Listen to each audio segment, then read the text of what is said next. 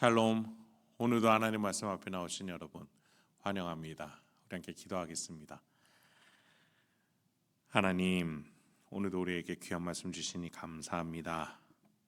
이 말씀을 통해서 오늘도 하나님이 주시는 용기와 힘으로 살아내기 소망합니다. 이 땅이 주는 것으로 나 스스로의 힘으로 살아가지 않게 하옵소서. 죄인의 욕망이 아니라 하나님의 선하신 인도하심을 따라갈 수 있는 우리가 될 수 있도록 인도하여 주옵소서. 예수님의 이름으로 기도했습니다. 아멘. 오늘 함께 살펴볼 말씀 출애굽기 40장 17절에서 33절까지 함께 살펴보도록 하겠습니다. 이제 출애굽기 본문이 얼마 남지 않았어요. 내일이 마지막이네요. 오늘 본문이 지난 본문과 별 차이가 없는 것처럼 보입니다. 거의 똑같아 보여요. 그런 점에서 이 출애굽기 마지막 부분에 와서 이 부분이 반복이 되는지 여기에서 질문이 듭니다. 출애굽기가 성경 통독하는데 고비라고는 하는데 이렇게까지 어려운 거 아닌가, 너무하는 거 아닌가 싶을 정도로 반복되는 구절이 많아요. 그런데 우리가 그 전에도 살펴봤듯이 이렇게 기록된 데는 다 의미와 이유가 있다라는 것이죠. 제가 지난 본문에서 성막을 완성하는 시기에 대해서 1절에서 첫째 달 초하루라고 기록된 것을 17절을 보충해서 설명드렸어요. 17절에는 둘째 해라고 조금 더 자세하게 기록되어 있기 때문이죠. 오늘 본문 첫 구절입니다. 둘째 해 첫째 달 곧 그 달 초하루에 성막을 세우니라. 모세가 성막을 세우되. 이렇게 좀 더 자세하게 세세한 설명들로 이 시기를 설명하듯이 지난 본문에서 살펴봤던 성물을 놓는 것에 오늘 본문은 더 추가적으로 세세하게 설명해주고 있다라는 것이에요. 예를 들면 3절에서 휘장으로 궤를 가린다라는 표현이 21절에서는 휘장을 늘어뜨려 그 증거궤를 가린다라고 되어 있어요. 이런 식으로 속죄소 뚜껑 역할을 추가해서 설명하고 떡상을 북쪽으로 놓을 것을 또 추가로 설명해요. 상 위에 떡을 놓는 것 등과 같이 이전 본문들의 추가적인 설명들을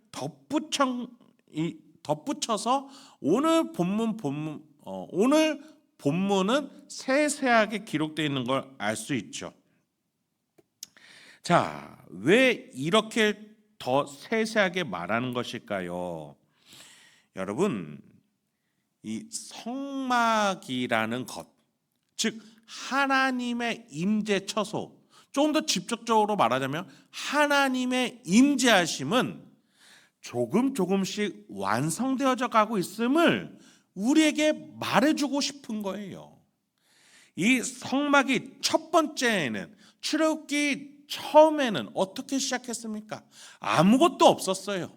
성막은 만들 재료는 보이지도 않고 애굽 족속에게 속한 것들이었고, 이걸 만들러 누군가를 불러야 되는데 그 사람이 없이 하나님은 모세 한 사람을 부르기 시작했어요.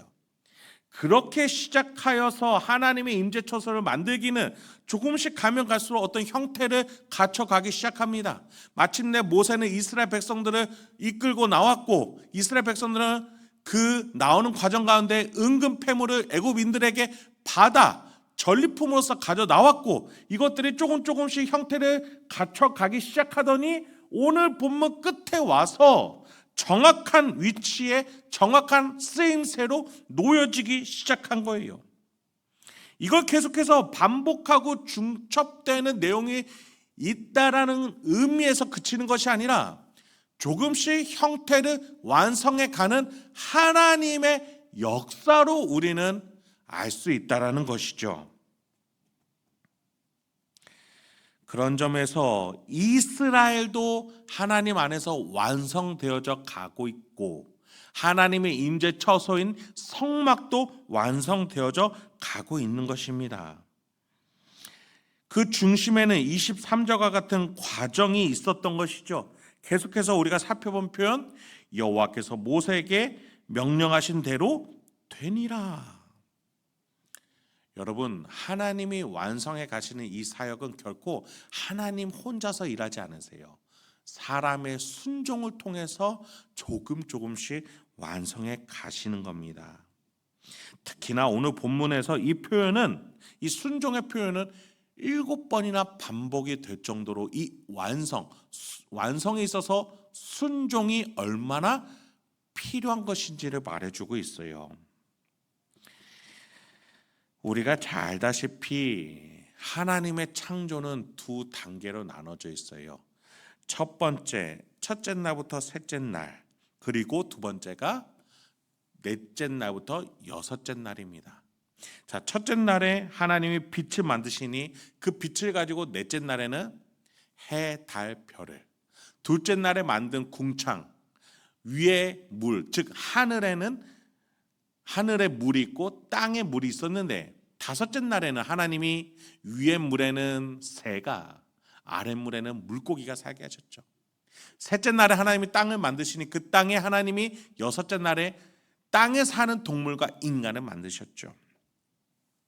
그렇습니다. 하나님께서는 첫 번째에 하나님의 순종의 말씀을 모세에게 주셨고, 하나님은 모세에게 이스라엘에게 순종을 전달하게끔 하셨어요.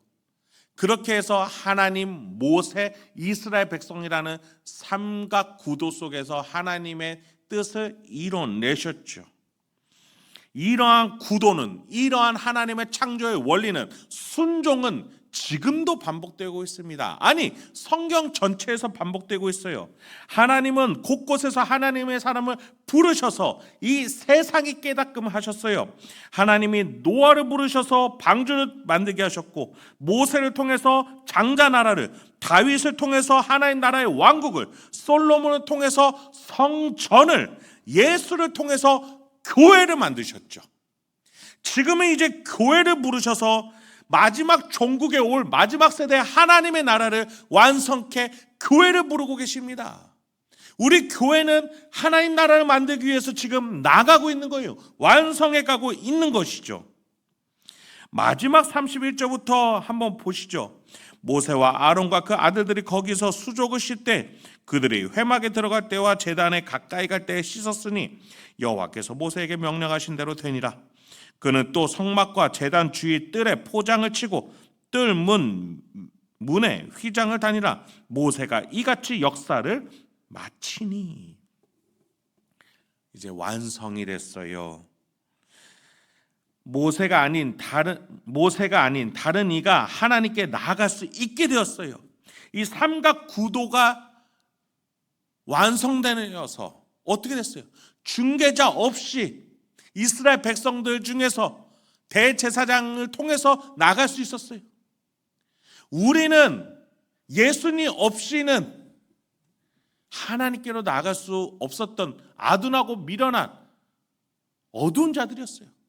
그런데 예수님을 통해서 이제 우리가 하나님의 자녀가 되어서 이제 예수 그리스도가 내 안에 사니 우리는 하나님의 자녀로서 담대하게 하나님을 부르고 아버지를 부르며 아버지께 은혜를 구할 수 있는 자녀가 되어 관계가 회복되었죠.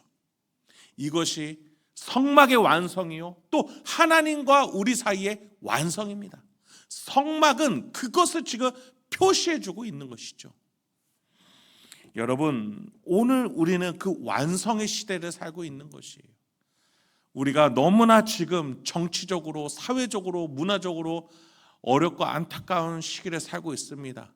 정치적으로 너무나 힘든 시기 속에 큰 비행기 사고로 또 온 나라가 슬픈 가운데 있습니다. 그럼에도 불구하고 우리가 사랑과 소망을 품고 오늘도 이 나라 이 민족을 위해서 기도해야겠습니다. 왜냐하면 하나님의 나라는 완성됐고 그것이 이루어져 가고 있으며 그 어떠한 슬픔도 죽음도 죄도 어떠한 악한 세력도 이 하나님의 사랑을 끊을 수 없기 때문입니다. 예수님의 사랑을 끊을 수 없기 때문입니다. 성령의 사랑을 끊을 수 없기 때문입니다.